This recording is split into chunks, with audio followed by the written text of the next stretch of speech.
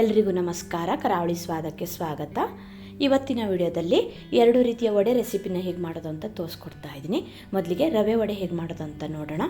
ಉದ್ದಿನಬೇಳೆ ಸೋಡಾ ಏನೂ ಹಾಕೋ ಅವಶ್ಯಕತೆ ಇಲ್ಲ, ರುಬ್ಬೋದು ಬೇಕಾಗಿಲ್ಲ. ತುಂಬಾ ಈಸಿಯಾಗಿ ಇನ್ಸ್ಟಂಟಾಗಿ ಮಾಡ್ಕೋಬಹುದು. ಹೊರಗಡೆಯಿಂದ ಕ್ರಿಸ್ಪಿಯಾಗಿ ಒಳಗಡೆ ಸಾಫ್ಟಾಗಿರುತ್ತೆ. ಕೇವಲ 10 ನಿಮಿಷದಲ್ಲಿ ಮಾಡ್ಕೋಬಹುದು. ಬನ್ನಿ ಯಾವ ಥರ ಮಾಡೋದು ಅಂತ ನೋಡೋಣ.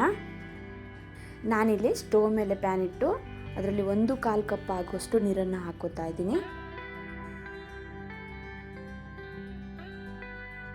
ಹಾಗೆ ರುಚಿಗೆ ತಕ್ಕಷ್ಟು ಉಪ್ಪು, 1 ರಿಂದ 2 ಚಮಚ ಆಗುವಷ್ಟು ಎಣ್ಣೆನ ಹಾಕೋತಾ ಇದ್ದೀನಿ. ನೀರನ್ನು ಚೆನ್ನಾಗಿ ಕುದಿಲಿಕ್ಕೆ ಬಿಡಬೇಕು. ಕುದಿ ಬಂದಮೇಲೆ ನಾನಿಲ್ಲಿ 1 ಕಪ್ ಆಗುವಷ್ಟು ಸಣ್ಣ ರವೆ ಅಥವಾ ಚಿರುಟಿ ರವೆನ ಹಾಕೋತಾ ಇದ್ದೀನಿ. ರವೆ ಹಾಕುವಾಗ ಈ ರೀತಿ ತಿರ್ಗಿಸ್ಕೊತಾನೆ ಹಾಕೊಳ್ಳಿ, ಇಲ್ಲಾಂದರೆ ಗಂಟಾಗೋ ಚಾನ್ಸಸ್ ಇರುತ್ತೆ. ಗಂಟಿಲ್ಲದೆ ಚೆನ್ನಾಗಿ ಮಿಕ್ಸ್ ಮಾಡ್ಕೋಬೇಕು. ರವೆ ನೀರೆಲ್ಲ ಚೆನ್ನಾಗಿ ಇರ್ಕೋಬೇಕು. ಆ ರೀತಿ ಸರಿಯಾಗಿ ಮಿಕ್ಸ್ ಮಾಡ್ಕೊಳ್ಳಿ. ಒಂದು ವೇಳೆ ನಿಮ್ಮ ಹತ್ರ ಚಿರುಟಿ ರವೆ ಇಲ್ಲ ಅಂದರೆ ದೊಡ್ಡ ರವೆ ಇರುತ್ತಲ್ಲ, ಅದನ್ನು ಮಿಕ್ಸಿ ಜಾರಿಗೆ ಹಾಕಿ ಪುಡಿ ಮಾಡ್ಕೊಳ್ಳಿ. ನೋಡಿ, ಚೆನ್ನಾಗಿ ಮಿಕ್ಸ್ ಮಾಡ್ಕೊಂಡಾದಮೇಲೆ ನಾನು ಮುಚ್ಚಳನ ಮುಚ್ಚಿ 2 ರಿಂದ 3 ನಿಮಿಷ ಸಿಮ್ಮಲ್ಲಿ ಬೇಯಿಸ್ಕೊತಾ ಇದ್ದೀನಿ.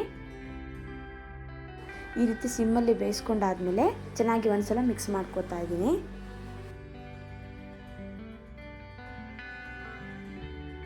ಗ್ಯಾಸ್ನ ಆಫ್ ಮಾಡಿ ಒಂದು ಮಿಕ್ಸಿಂಗ್ ಬೌಲಿಗೆ ಹಾಕಿದ್ದನ್ನು ತಣಿಲಿಕ್ಕೆ ಬಿಡ್ತಾ ಇದ್ದೀನಿ. ತುಂಬ ತಣಿಯೋದು ಬೇಡ, ಕೈಯಲ್ಲಿ ಮುಟ್ಲಿಕ್ಕೆ ಆಗುವಷ್ಟು ತಣಿದ್ರೆ ಸಾಕು.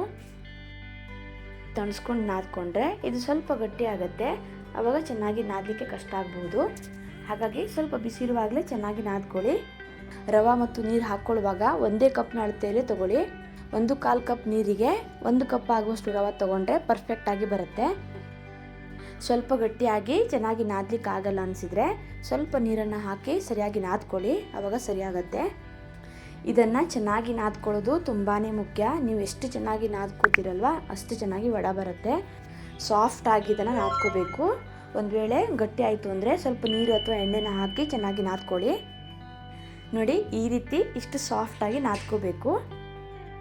ನೋಡಿ, ಚೆನ್ನಾಗಿ ಮಿಕ್ಸ್ ಮಾಡ್ಕೊಂಡಾದ್ಮೇಲೆ ನೆಕ್ಸ್ಟ್ ನಾನಿಲ್ಲಿ 1/4 ಚಮಚ ಆಗುವಷ್ಟು ಕಾಳುಮೆಣಸನ್ನ ಹಾಕೋತಾ ಇದ್ದೀನಿ.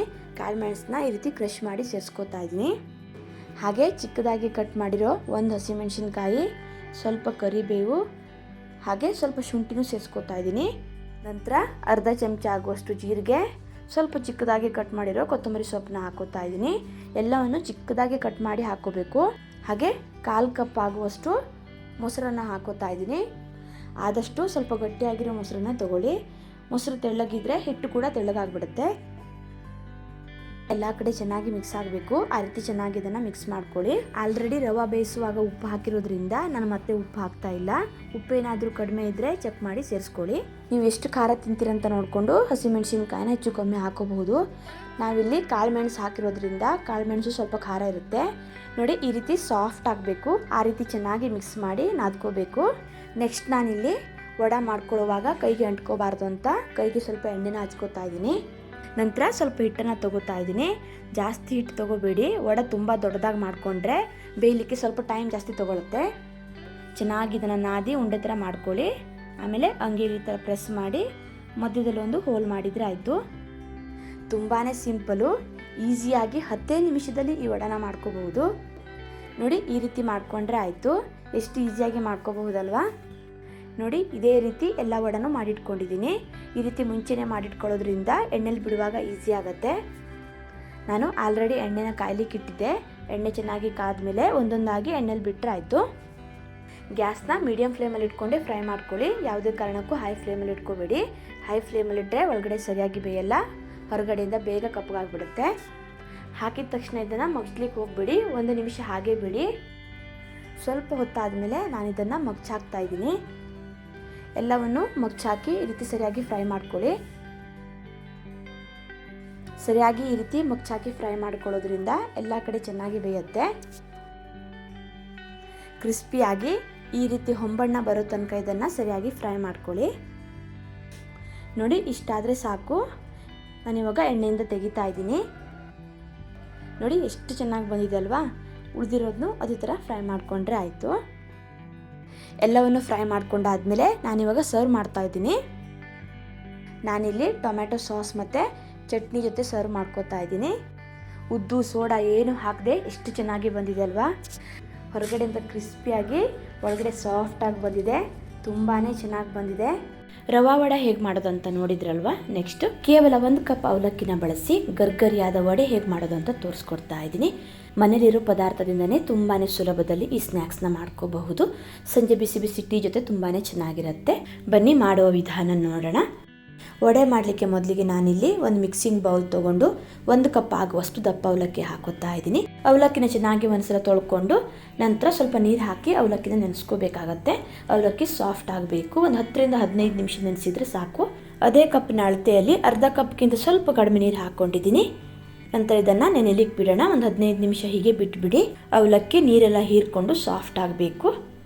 15 ನಿಮಿಷ ಆದಮೇಲೆ ತೋರಿಸ್ತಾ ಇದ್ದೀನಿ. ನೋಡಿ, ಅವಲಕ್ಕಿ ನೀರೆಲ್ಲ ಹೀರ್ಕೊಂಡು ಸಾಫ್ಟ್ ಆಗಿದೆ. ಒಂದು ಚೂರು ನೀರಿಲ್ಲ. ನೀರು ಜಾಸ್ತಿ ಹಾಕ್ಕೊಂಡ್ರೆ ಆಮೇಲೆ ವಡೆ ಮಿಶ್ರಣ ತೆಳುವಾಗಿಬಿಡತ್ತೆ. ಹಿಟ್ಟು ಜಾಸ್ತಿ ಹಾಕೋಬೇಕಾಗತ್ತೆ. 1 ಕಪ್ಪಿಗೆ ಒಂದು ಅರ್ಧ ಕಪ್ಗಿಂತ ಸ್ವಲ್ಪ ಕಡಿಮೆ ನೀರು ಹಾಕ್ಕೊಂಡ್ರೆ ಪರ್ಫೆಕ್ಟ್ ಆಗಿದ್ದು ನೆನೆಯುತ್ತೆ. ನಂತರ ಇದನ್ನು ನೋಡಿ ಈ ರೀತಿ ಕೈಯಿಂದ ಸ್ವಲ್ಪ ಮ್ಯಾಶ್ ಮಾಡ್ಕೋಬೇಕು. ಸಾಫ್ಟಾಗಿ ರೀತಿ ಕಲಿಸ್ಕೊಳ್ಳಿ. ಮಿಕ್ಸಿಗೆ ಹಾಕಿ ಕೂಡ ಸ್ವಲ್ಪ ಗ್ರೈಂಡ್ ಮಾಡ್ಕೋಬಹುದು. ನೋಡಿ, ನಾನಿಲ್ಲಿ ಸ್ವಲ್ಪ ಈ ರೀತಿ ಮ್ಯಾಶ್ ಮಾಡಿ ಇಟ್ಕೊಂಡಿದ್ದೀನಿ. ನಂತರ ಇದಕ್ಕೆ ಒಂದು ದೊಡ್ಡ ಸೈಜ್ ಈರುಳ್ಳಿನ ಚಿಕ್ಕದಾಗಿ ಕಟ್ ಮಾಡಿ ಹಾಕ್ಕೊಂಡಿದ್ದೀನಿ. ಜೊತೆಗೆ ನಾನಿಲ್ಲಿ ಸ್ವಲ್ಪ ಕರಿಬೇವು, ಕೊತ್ತಂಬರಿ ಸೊಪ್ಪು, ಶುಂಠಿ ಹಾಗೆ ಹಸಿಮೆಣಸಿನ್ಕಾಯಿನ ಚಿಕ್ಕದಾಗಿ ಕಟ್ ಮಾಡಿ ಹಾಕ್ಕೊಂಡಿದ್ದೀನಿ. ಖಾರ ನೋಡ್ಕೊಂಡು ಹಸಿಮೆಣಸಿನ್ಕಾಯಿನ ಸೇರಿಸ್ಕೊಳ್ಳಿ. ಹಾಗೆ ಒಂದು 1/4 ಚಮಚ ಆಗುವಷ್ಟು ಜೀರಿಗೆ, ಅರ್ಧ ಚಮಚ ಆಗುವಷ್ಟು ಖಾರದ ಪುಡಿ ಹಾಕೋತಾ ಇದ್ದೀನಿ. ಹಸಿಮೆಣಸಿನ್ಕಾಯಿ ಖಾರ ಸ್ವಲ್ಪ ಕಡಿಮೆ ಇರೋದ್ರಿಂದ ಖಾರದ ಪುಡಿನ ಹಾಕ್ಕೊಂಡಿದ್ದೀನಿ. ನೀವು ಖಾರ ನೋಡ್ಕೊಂಡು ಸೇರಿಸ್ಕೊಳ್ಳಿ. ಹಸಿಮೆಣಸಿನ್ಕಾಯಿನ ಪೇಸ್ಟ್ ಮಾಡಿ ಕೂಡ ಹಾಕೋಬಹುದು.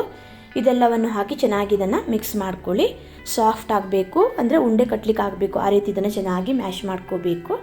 ನಂತರ 1-2 ಚಮಚ ಕಡಲೆ ಹಿಟ್ಟು ಹಾಗೆ 1-2 ಚಮಚ ಆಗುವಷ್ಟು ಅಕ್ಕಿ ಹಿಟ್ಟು ಹಾಕೋತಾ ಇದ್ದೀನಿ.